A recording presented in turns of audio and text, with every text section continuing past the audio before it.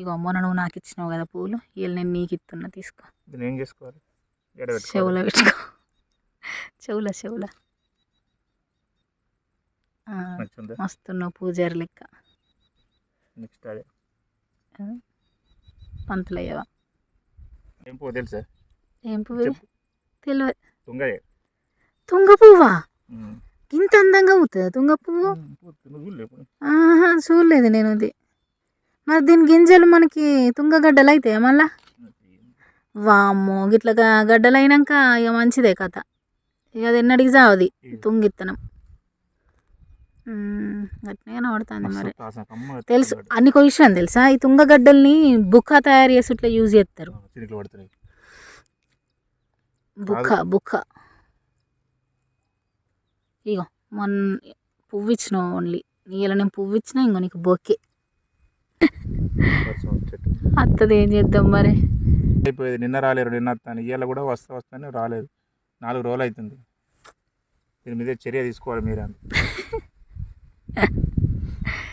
వచ్చి మనిషికి హార్వెస్టర్ తోటి కోపిద్దాం.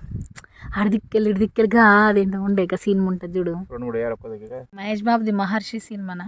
మహర్షి సినిమాలనే అన్ని ట్రాక్టర్లు కలిసి ఒక్కడేసారి దున్నాయా గట్లా అన్ని దిక్కులో ఒక్కసారి వర్షం స్టార్ట్ అవుతుంది అనగానే ఒక 10 హార్వెస్టర్లు కలిసి ఆయన మొత్తం పస కోసేయాలి.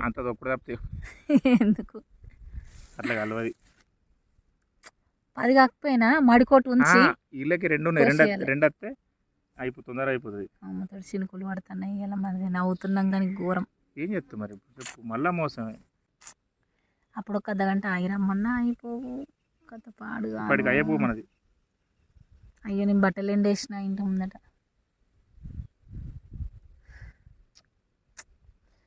అయ్యో దేవుడా, ఈ వర్షం వస్తుందా పోతుందా ఏం చేస్తుందో ఏమో.